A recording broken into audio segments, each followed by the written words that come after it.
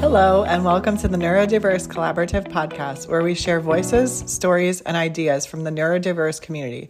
I'm your host, Jill Triffo, and in each episode, we explore collaboration, creativity, and the amazing things happening in our community. In today's episode, we are going to be talking with Cheryl Adams, Kimberly Eve, and Terry Ahern. I'm so excited to share this conversation with you. Essentially, you got to meet everyone where they are. Our children, right? Caregivers, you got to meet people where they are, and that's her space. That's her jam. I love that. Because yeah, and it probably is comforting to have that tangible. Mm-hmm. It's so Yes. important. I say sometimes, coming from my own point of finding out neurodivergent autism later in life, I found out that once I started breaking down the body and understanding the connection, like as we were saying with social media, like the pineal gland, certain areas within the brain that are affected, learning. And I'm like, wait a second, this symptom relates to this emotion. Mm. Whoa, so seeing the brain firsthand or seeing the body and understanding first the body, then it kind of, for me, it made sense like, okay, well, this overwhelming feeling is connected to this part of my body here. This part is connected to this right side, left side. Where is the blockage? What's preventing? What isn't? Yeah. Oh. That's so important. That's so important. And I think I'm a big proponent of education across the board. So young people being educated about labels, diagnoses, caregivers being educated, educating ourselves, whatever, by whatever means we can come across it, because it is so empowering. And it can be, like you mentioned, Terry, comforting to have that education. So as much a big part of what I do in coaching is educating people and supporting them in educating themselves. Oh, yeah. It's I just think it's neat how just when you do recognize that your own brain and your own processes work a little different, it I feel like it really makes me more open with when I'm hearing someone else that maybe, you know, because of how I think or how I would react in something that seems almost instinctual, maybe for me, maybe you suggest it and it could just like be like, what? Like, just as Mm. a thing, just not knowing that, I am sometimes a little bit more of an out of the box thinker, but I don't know where the box is. Mm. Like I just figured a thought pops in. I'm just going with it. I don't know what it's supposed to be, what it's not, but That's the sometimes. beauty. That's the beauty of neurodiversity, though, right? I always challenge my daughter, and she's like, "Oh, if I was normal, what is normal?" Mhm. That word, let's just remove that word from our Mhm. from our vocabulary when it relates to, talking about your functioning and all of that, because whether diagnosed or not, I would venture to say that everyone has varied thinking, you know, It's probably just how right? you've been trained. Everybody does, You know? right? Completely. I feel like in today, or just in the day at school, you're taught, okay, this is the normal, air Yeah. quotation, right? This is the It's yes. normal way to be. This is the right way. Like elephants in a line with ropes connecting to their feet, like this Yeah. is the way we walk. However, in reality, that uniqueness that we all have is the gift in itself. That thinking Oh yeah. outside, like that thinking outside of the box is what helps one be that unique individual. Hmm. Hmm. Like what is the box even? Where is it? I feel like, Yes. Yeah. Who made the box?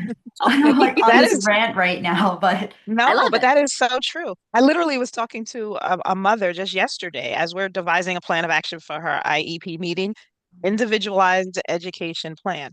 And I kept repeating that to her. I said, focus on the individualized. It's not one box and everyone's got to fit into that box.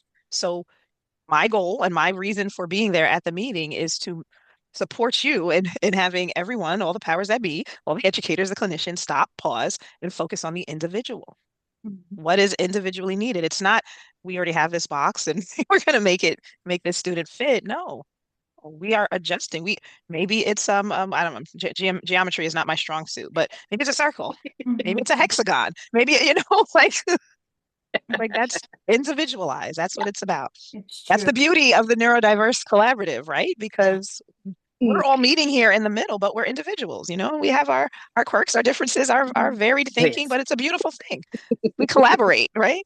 It is. It's different flavors, different essences, and like that. This one saying keeps repeating. It's not a one size fits all. No. Nope. And I want to, like, I remember, as you were saying, in school, like, I remember being young, not being labeled, like in the early 90s, I don't think neurodivergence was a thing. Or if it was, it No. was rarely spoken about. Hmm. Like on the spectrum, if you were autistic, they thought it had to be a certain way. Or at least that's what I remember. So growing up, I just remember in school, they would be like, okay, Kim, time to come out of the class. Now you're going into a special class. And they pull you out in front of everyone. They make you feel a certain, not, hey, it's on us if we feel a certain way or not, but that uncomfortable feeling. And I remember they would sit us in this small room, and as a reward, they would be like, okay, you get an answer right, go in the fish tank and get a treat. Mm. So it was like this reward system if we got an answer right to what the curriculum was, rather than redesigning a curriculum that could assist each of us. And I think that's the power of all of us coming together also, is to show like, hey, here's a curriculum that fits. There's so much in it that's beautiful. Yes. Yes. Meeting people where they are at. I I homeschool my younger son. And so, of course, for certain grades, you have to administer the standardized testing or whatever. So, from this lens as a parent now, and I'm doing the educating, and because we literally do homeschooling, we're not using an outside curriculum. And I'm like, I probably would fail this test. Mm. Now, because in the moment in school, repetitive teaching or whatever, we've memorized it, but I haven't retained that stuff, No. So, and it's really shifted my mindset. Why are we expecting? No shade on brick and mortar schools. Like my daughter's in one, but we have to make it match the individual students. That Yes. I really feel strongly about that. Oh, I think every student should have their own IEP. Yeah, Oh, right? wow. Yeah. Wouldn't that be That's insane? But like, okay, so Jill and I, we've talked about, like with your twice exceptional, kids, and just how one will go either undiagnosed or un unanswered, sort of, I guess, Yeah. yeah, like in a way, like they don't acknowledge that you can have these deficits along with, you know, right. being gifted. Because when I saw my son struggling, I found out that if I just requested any kind of an evaluation, we would get some kind of something. I don't remember now, but I'm like, okay. So I tried to figure out. I'm like I was literally going, okay, what are my options? I'm like, what? Mm. I'm like, what kinds of evaluations do you do? Okay, so I'm like, how about you evaluate him for a learning disability? Oh no, we can't do that. He's progressing too well. And I'm like, okay, we're gonna come back to that one. What else do you have? I'm like, because it was, Right. I'm like, Right. because I didn't understand how they just assumed that if he was progressing, that there couldn't be a disability in there somewhere. Yes. Like, Right. Or if he yeah, has good grades. Oh, he's mhm, doing well. Right. He has A's and B's. exactly. And the more like I looked into it, I just saw that that's just typically what happens. They either focus on how to improve the deficits, or because there's kind of that sort of elitist thing with the gifted, and because you're already doing well. Why are we going to give you extra? Almost like, Mm.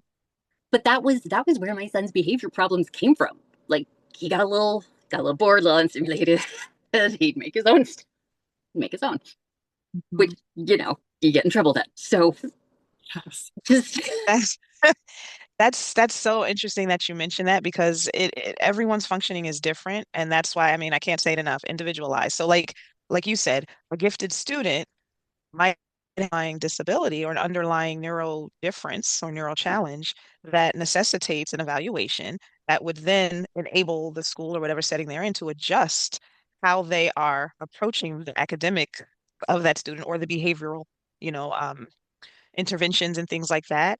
But you can't just negate one because the grades are high. You know what I mean? So yeah, like that's not and sometimes a lot of students, like you said, who are um, higher functioning on the academic side, they might have behavioral issues because they're bored.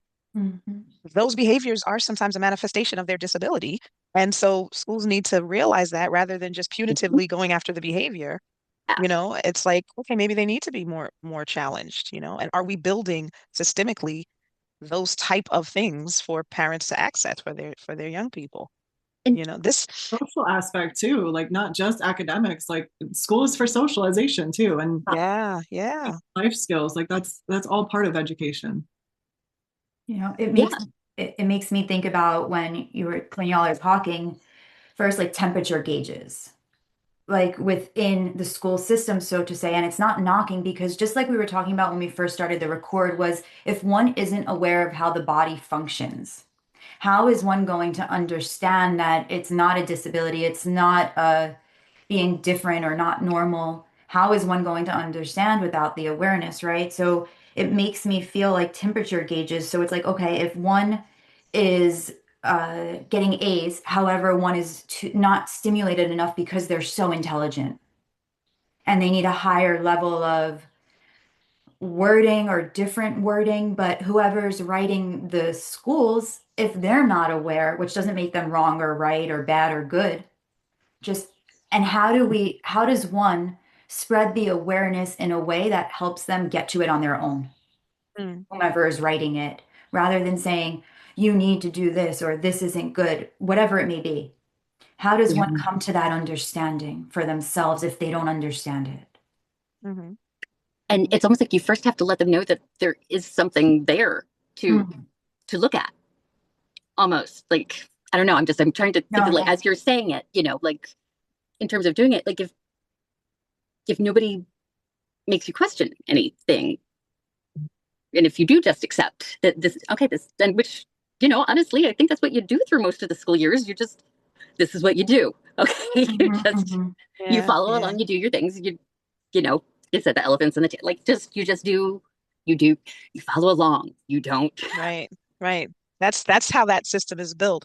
And Yeah. again, I think that's the beauty of the neurodiverse collaborative, because even the posts that you put out, Jill, and just in conversation, and as we will do more meetups, coming up in the spring and the summer, these dialogues are so important, because you don't know until you know. So just you entertaining that idea, and then this gets posted out there, it shows the value of having lived experience, of having that connection, so that we are empowering each other to shift the thinking and to support systems doing what they should be doing, right? Yes. Yeah. Doing Like what they should be doing. Mhm. Jill and I were talking yesterday, and it's the whole thing, like between, like with me being, a behavior specialist, like sometimes Mm. there's other one, but I love an occupational therapist so much. There, the ways just in collaborating with an OT in terms of sensory needs for like Mm. all the so many of these things that you learn, like what you're saying in terms of the body and the mind connection. Mm. Like when your brain's all brain, you're everything. Okay, do you need heavy work? Like, do you like Yeah. just the ways that you move your body to counteract what is negatively happening in your mind? I love it. It's and I and again, going back to loving the collaborative part Yes, here, like, I don't think anyone's specialty can really get No. the whole picture. that's so true. Like you need the collaborative and the different perspectives and the different everything. Yes. Yeah. That mindfulness aspect too, like understanding, like, okay, this is how my brain works, and it could be different than other people. Like just that aspect alone, I think is huge. Yeah. Like just to understand, like, okay, well, my brain works like this, and my body works like this, and getting some of those like mindfulness strategies and that somatic kind of work, and understanding like how things process through your body when it's like a stress response or a trauma response or stuff like that. Like everybody on the team needs to work together to understand all of those different aspects. It's not just like we were talking yesterday about behaviors. It's not just this behavior is coming out of nowhere. It's Yeah. caused by something. Like Hmm. figuring out Exactly. where that's coming from might take Yes. 3 or 4 different perspectives. That's Um, so true. but if everybody else is talking about it and that's a conversation, then you get to this solution. Yeah. But if you're having 30-minute sessions with a child or an adult and trying to diagnose and do all the things yourself, you're not going to come to that conclusion yourself. Um, Right. Because the child doesn't exist in a vacuum. So like none of these Yeah. individual, you know, assessments or whatever can really exist on their own because Siloed. Yeah. yeah, it just all Yeah, they plays can't. into each other. It's so true. And in my journey with my child, with my daughter, the times when she has been the most safe and successful, the team is effectively working together, you know? yes. It's the all of the systems, and she's been involved in multiple systems. And sometimes it's the parent who's pulling them all together to effectively work together. That's when she has been the most safe. When it's disjointed, things fall through the cracks. We have multiple incidences, it's like that's the goal, and that's the type of communication I think that the Neurodiverse Collaborative is trying to put out there, like more teaming, more working together, more. We can't successfully support our young people or ourselves even in silos. We got to work together. And having a professional that's able to coordinate all of that stuff too, not just if the parent happens to make that connection that yes, these people should be working Right. together and they have the Yes. energy and effort to be able to do all that. Like it's exhausting just being a parent in general, but then to have to take all of that on, like that's a professional role, and it needs to be Yeah. a professional role to coordinate everybody and get everybody on the same page. Yeah, I'll tell you what, Absolutely.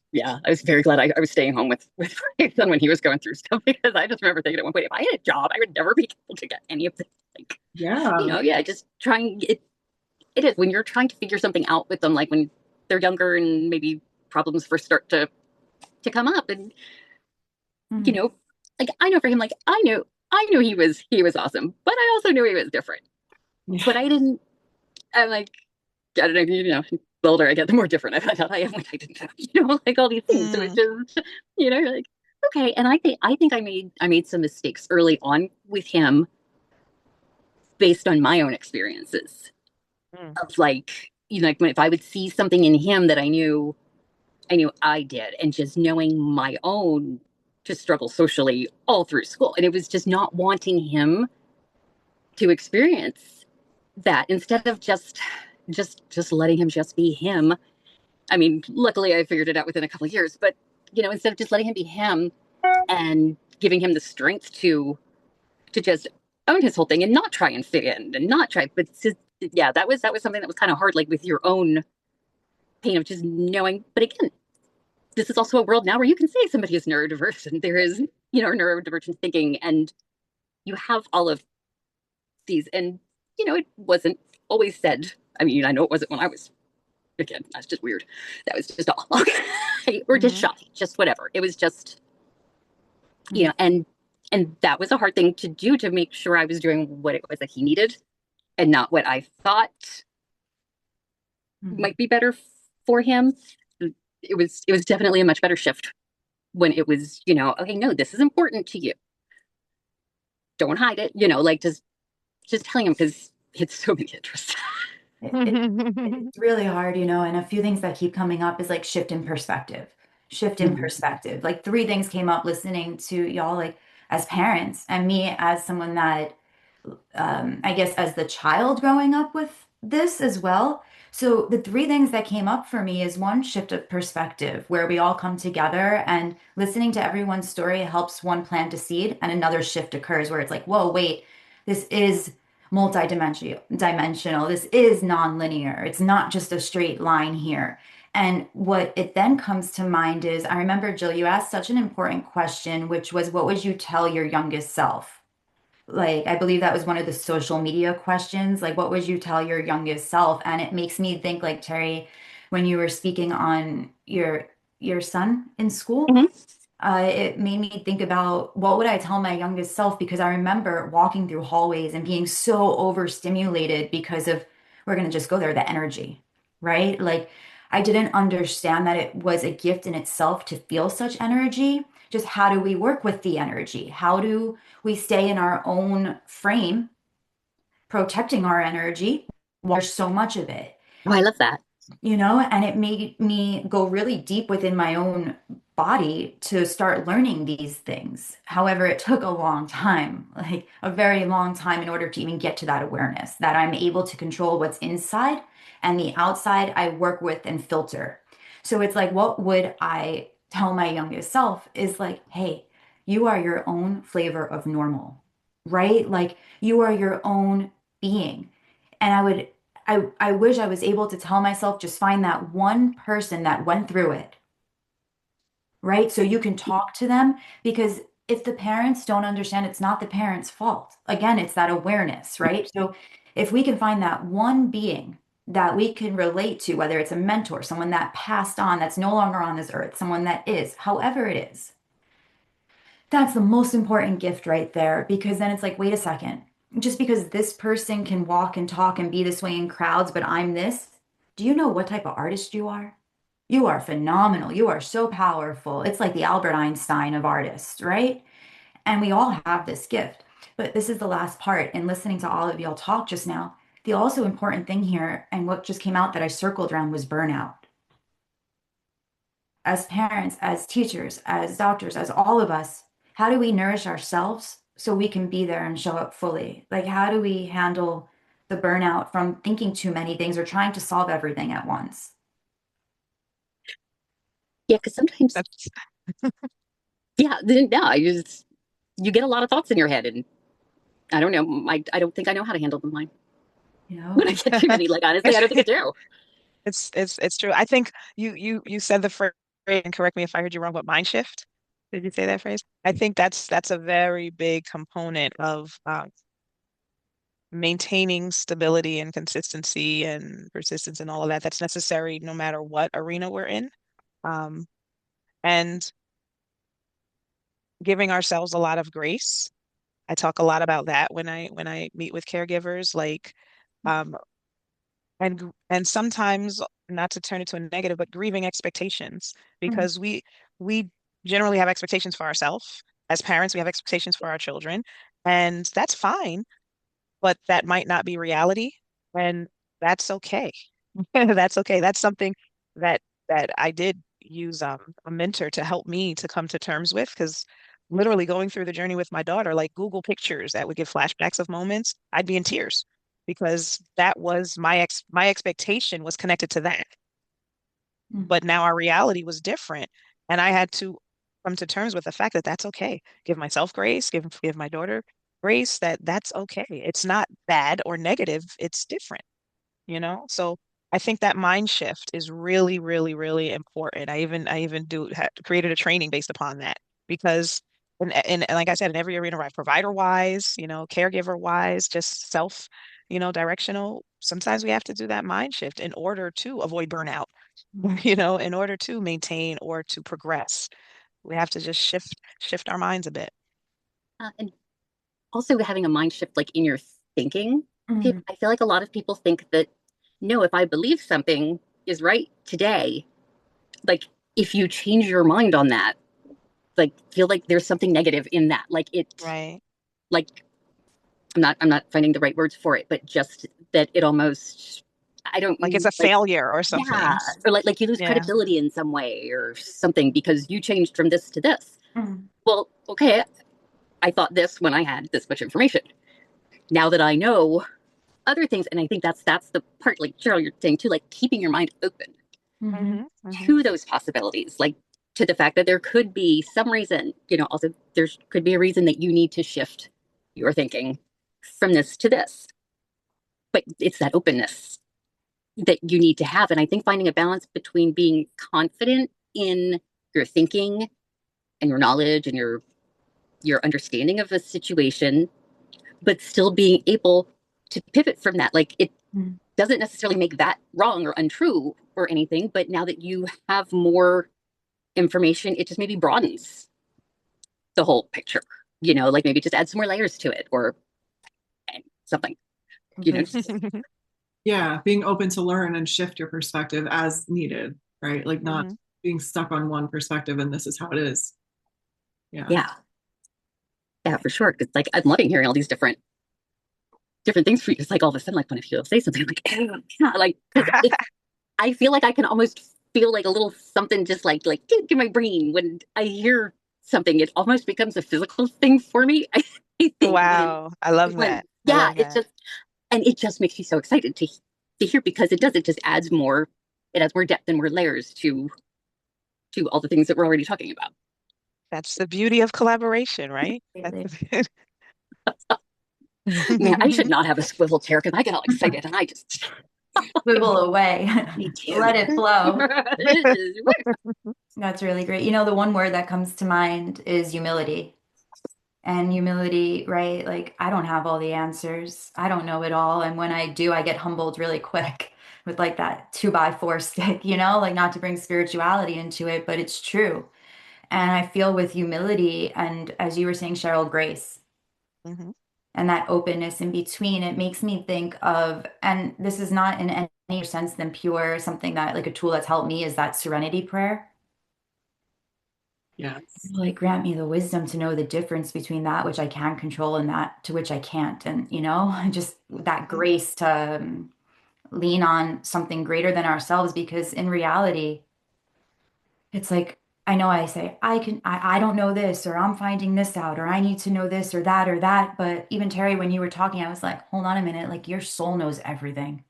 And not to go that deep into it, just Mm. like we sometimes I hear this cliche saying, like, you know the answers.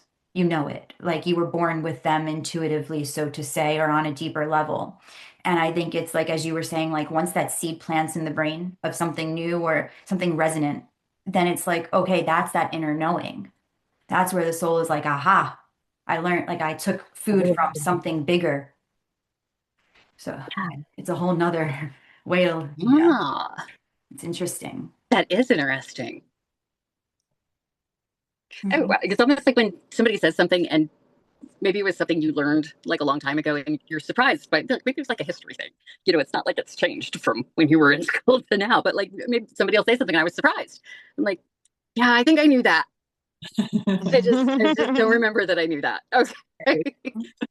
So just like a different version of that, but just, like way deep in there, like all of a sudden you hear a song that you haven't heard since you were a kid and you can bell that every single, like, where was that living for all these, it's just, It's so the yes, I believe there can be things way down inside, that just, it's the core resonance I feel. And sometimes in life, I think especially being a neurodivergent or on the spectrum and finding these colleges out firsthand, it's like, well, there's a resonance there. So when y'all were talking about the 3D brain or drawing the brain and understanding the words within the brain, then it's like, okay, I understand this because it's knowledge that we're not sometimes taught. yeah. Like, can you imagine if the system of the schools taught us emotions and feelings? You know what I mean? Like, and how to, like, do they? I don't know, No, right? I think you need to be in a special needs classroom if you're going to be taught them. Exactly, because they make it seem like it's a problem. I'm just like, You know? Like, this is what I'm thinking. Yeah, I think for a time, social emotional learning was a terminology used, and there was attention given to it. I think probably this year, maybe last year, this and into this year, that term social emotional learning has become a bit more taboo, but schools are still trying to focus on that because it's really important, to It is. to Definitely. help to help youth to understand those different facets. That's a shameless plug for homeschool. The beauty of homeschool, I can do as much social emotional learning as I want, wow. which we've spent a lot of time doing that, especially in the early years. It's so interesting because it makes me think that if we think about it, we all deal with like a certain sense of brutality in this earth or lifetime, whatever it is that we're going through. However, we all have one thing in common, emotions and feelings. And like if we can learn, like that's where like there's a point to, and that's what makes me think when we were talking about earlier, the school systems or certain things, like how do we bring awareness? How do we shift perspective? Wait, we all have emotions and feelings, and one can relate to that aspect. How does it work with? Because here's the thing, if one thinks about emotions and feelings and gets too hooked on that emotion and feeling, then it's like, oh, it's too much. Or oh, it's not okay because you're too sensitive because you're talking about your emotion and feelings too much. But at the end of the day, if one was to access that and say, like, okay, what can I do with it? And I think that's the point where like I put something together where it's like mastering your emotions and feelings through understanding your body. Mhm. And with that, it relates to the energy centers and the fields that we don't talk about every day. Yeah, because there's so many physical things that you do feel when you have something going on. Like sometimes I might not be fully aware that I'm nervous in something until I suddenly realize that my hands are sweating. Like all of a sudden, I'm like, okay, this is okay. I'm like, yep, okay. Or like my voice will get really high pitched. Yeah. Right. Those physical manifestations. It's so true. And It's the so voice is true. the one that I can't control. It's Mm. like and I'm just learning that I really have some difficulty controlling that one. Like it just because I'm trying so hard to maybe just keep whatever it is. okay, let's do that. And it's like you're catching every other word because it is so high pitched. It's like, it's not. And I'm like, okay, I'm not as calm as I'm, and it's like, try again, like a couple of deep breaths again. I'm like, nope, it's not coming down. I'm like, okay, I'm going to need a minute. Okay. It's like it wants to say something. And that's how I feel. If one can learn or understand or even uncover how to talk to those feelings and emotions without hiding them or stuffing them away or making one feel bad about having them and actually give it a voice. Like, what does that emotion want to say right now? What does that feeling want to say right now? And then give it another word and then have them talk together and then bring in a power that's greater than ourselves to work with us on it, along with the teachers and caregivers and parents and doctors and whoever it is, coming together and learning how to talk to our emotions and feelings in a way that doesn't make it seem wrong. Yeah. I think that's the beauty of the Neurodiverse Collaborative because it's like a meeting of all those worlds. So, and like I said before, meeting parents, meeting individuals, caregivers, where they are at is so important. And connection is, I feel like, what is like at the core, Yeah. connecting providers, connecting the emotional component. And some might not be as comfortable exploring that emotional component, but that's okay because we can still meet them where they are at. And just being surrounded and engulfed by people who get it from every angle of the experience is what drew me to the Neurodiverse Collaborative. Like that whole concept of, it really is like something for everyone, wherever you are at in the journey, whatever you need. If it is just provider specific, say just, but if it is, your focus is provider specific. If it is, you want more of the coaching and the supportive component, like we have got you covered. If you just want to tune into a Zoom live and watch us chat about, all the topic, we got you covered. We got you covered. So I just love that about the Neurodiverse Collaborative. Really cool stuff you got going here, Jill. I appreciate all of you guys too, because I mean, I feel like everything ties in so well, and you really need that full picture, like especially from the behavioral aspect, like the emotions and the sensory and everything else, speech, communication, like everything ties together to behavior directly, and like caregiver support, making sure that as providers, we're prioritizing the parent and making sure, like, okay, you need self-care, like you need to get whatever that looks like. Let's explore some options with that. Let's try to get, whether that's a support group, whether that's a massage, like figure out how to get that, and Yes. maybe figure out the funding for it too. Like there's options out there, but really to make that a priority, because that affects behavior too, ultimately. Yeah. So true. But So supporting true. the full family and the whole picture is just when you see what that could look like with a family versus having family after family after family that are just used to and don't know any different, right? That are just operating from providers that are operating in isolation and just services all over, not talking to each other. The difference is just night and day. So, So much. So much. True, because I feel like as there are those that, I guess the term neurodivergence, autistic, I'm sure there's so many others, right? And we're empaths. Like we are all, and when I say empath and empathy, it's two different things. Like empaths feel other feels.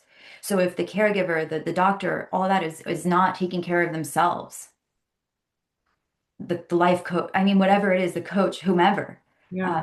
that child is going to feel that energy and not understand that it's not coming from them. So they can take it on as their own and react, not act, but react. And that in itself gets lost in translation. Thank you so much for joining us today on the Neurodiverse Collaborative podcast. If you enjoyed this episode, please share it with a friend and subscribe so you don't miss future episodes. You can also connect with us at neurodiversecollab.net to learn more about our community, resources, and events. I'm Jill Triffo, and I look forward to connecting with you next time.